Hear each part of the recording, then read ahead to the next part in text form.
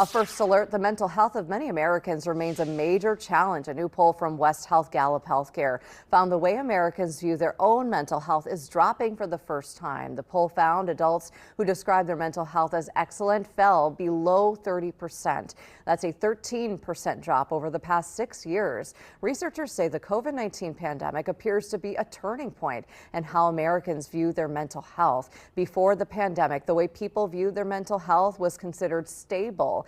Americans gave their mental health a 42% excellent rating between 2001 and 2019. That rating fell 9 points to 34% in 2020, about 8 months after the pandemic began.